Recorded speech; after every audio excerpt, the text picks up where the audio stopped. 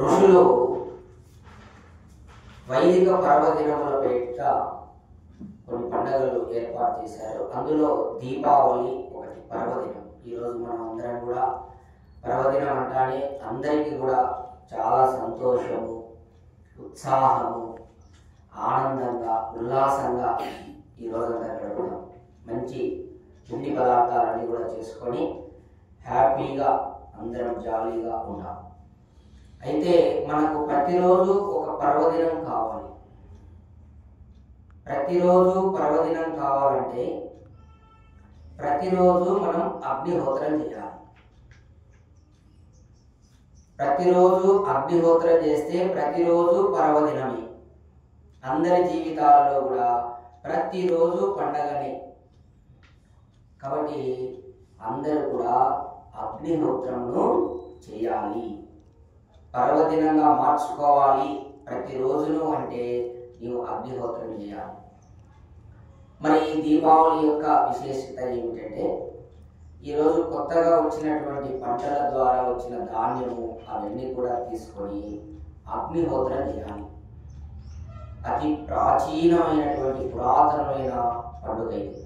ఋషులు ఆది కాలం నుండి ఈ విధంగా పంటల ద్వారా వచ్చిన ధాన్యం ముందు అగ్నిహోత్రం అగ్నికి సమర్పించిన తర్వాతనే వారు భుజించేవారు.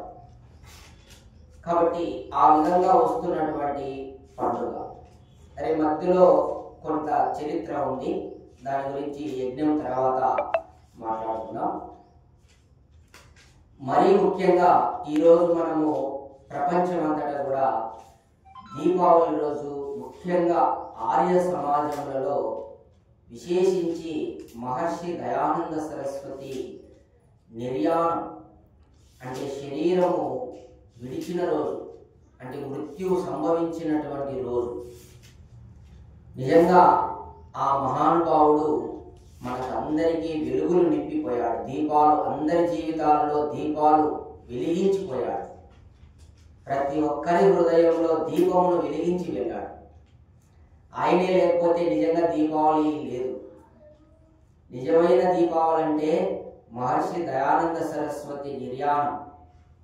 ఎందుకంటే సమస్త మానవాళికి తను ఆరిపోయి అందరి జీవితాలను వెలిగించి వెళ్ళాడు. ఎందుకు వెలిగించాడంటే అందరూ వేదం చదవాలి. వేదం అనేది ఒక లైట్, ఒక దీపం, వెలుగు, కాంతి, ప్రకాశం, జ్ఞానం. ఆ దీపం అందరి హృదయాలలో వెలిగించి వెళ్ళాడు. మరి కొంతమందికి అయితే ఆ దీపం వెలుగుతూ ఉంది, కానీ కొంతమంది ఇంకా ఆ దీపాన్ని వెలిగించుకోలేదు. అది ఆర్య సమాజానికి వచ్చినటువంటి వాళ్ళకు మాత్రమే ఆ దీపం వెలుగుతూ ఉంటుంది. మిగతా వారికి ఆ దీపం ఆరిపోయింది. మరి వారి జీవితంలో కూడా ఆ దీపం వెలిగించుకోవాలి. నిజమైన దీపావళి అంటే మన హృదయాన్ని వెలిగించుకోవడమే, బయట దీపాలు కాదు. లోపల ఉన్నటువంటి హృదయంలో ఆ యొక్క అజ్ఞానం, అవిద్య, అంధకారం, అది మూఢనమ్మకాలు, అంధవిశ్వాసాలు, ఇవి దూరం కావాలి. అవి దూరమైన నాడు ఖచ్చితంగా నిజమైన దీపావళి. బయట దీపం వెలిగించి దీపావళి చేసుకోవడం కాదు, లోపల దీపంను వెలిగించుకోవాలి. అది మనకు నిజమైనటువంటి దీపావళి. ఆ ప్రకాశ స్వరూపుడు పరంపిత పరమాత్మ యొక్క ప్రకాశాన్ని లోపల నింపుకోవాలి. లోపల నింపుకోవాలంటే పరమాత్మను నిరంతరము స్మరించుతూ ఉండాలి. భగవంతుడు ప్రకాశ స్వరూపుడు. ఈ సృష్టిలో ఉన్నటువంటి ప్రకాశం అంతా కూడా ఈశ్వరునిదే. ఎక్కడ కాంతి, వెలుగు, ఎక్కడ ప్రకాశం ఉంటుందో ఆ ప్రకాశం అంతా భగవంతునిదే. ఒక్క సూర్యుడు ఈ జగత్తుకంతా ప్రకాశాన్ని ఇస్తున్నాడు. ఆ సూర్యునికి కూడా ప్రకాశం ఇచ్చినటువంటి స్వయం ప్రకాశకుడు పరంపిత పరమాత్మ. ఆ పరమాత్మ ప్రకాశము, ఈ సూర్యుడు లాంటి సూర్యులు ఈ విశ్వంలో కోట్లున్నాయి. అన్ని సూర్యులకు, అన్ని నక్షత్రాలకు ప్రకాశాన్ని ఇచ్చినటువంటి వాడు పరంపిత పరమాత్మ. అతని ప్రకాశం ఎంత ఉంటుందో ఒకసారి ఆలోచించండి. ఆ ప్రకాశం నీ హృదయంలో ఉంది. పరమిత పరమాత్మ సర్వవ్యాపకుడు, ప్రకాశ స్వరూపుడు. ఆ పరమాత్మ నీ లోపల కూడా ప్రకాశిస్తూ ఉన్నాడు, జ్ఞానరూపకంగా ప్రకాశిస్తున్నాడు. నీకు అంతర్యామి రూపంలో నిన్ను చైతన్యం చేస్తున్నాడు, నిరంతరం నిన్ను మేలుకొలుపుతున్నాడు. ఆ భగవంతుని ఎల్లవేళలా నీవు స్మరిస్తూ ఉండు. అదే నీకు లోపల నుంచి ప్రకాశం అనేది వస్తూ ఉంటుంది.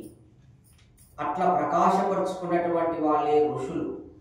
పరంపిత పరమాత్మను హృదయంలో ప్రకాశింపజేసుకున్నటువంటి వారు ఋషులు. కాబట్టి మనకు ఈరోజు ఈ యొక్క దీపావళి ద్వారా మనం ఆ భగవంతుని ఎల్లవేళలా స్మరించుకుంటూ, ప్రకాశ స్వరూపుణ్ణి స్మరించుకుంటూ, మనలో ఉన్నటువంటి అజ్ఞానమును, అంధకారము, అవిద్యను నాశనము చేయమని భగవంతుని ప్రార్థన చేయాలి ప్రతి మానవుడు కూడా. అప్పుడే అది దీపావళి. యజ్ఞం ద్వారా ఆ భగవంతుని కోరుకోవాలి. ఎందుకంటే అజ్ఞానమును నాశనం చేయవాడు ఆ పరమిత పరమాత్మ ఒక్కడే. ఆ పరమేశ్వరుడే అజ్ఞానము నాశకుడు, అజ్ఞాన నాశకుడు, అవిద్యను నాశనం చేయవాడు, దుఃఖం దూరం చేయవాడు భగవంతుడు. కాబట్టి ఈ యొక్క అగ్నిహోత్రం ద్వారా ఈ లోకంలో ఉన్నటువంటి ఆ యొక్క అజ్ఞానము, అవిద్య, అంధకారం నాశనం కావాలని అందరి హృదయాలలో ఈ యొక్క ప్రకాశం, జ్ఞానం, విద్య వెలుగొందాలని మనం ఈ యజ్ఞం ద్వారా ఆ భగవంతుని ప్రార్థన చేద్దాం. మొట్టమొదట ఈశ్వరుడి నామం ఓంకారంతో ప్రారంభం చేద్దాం.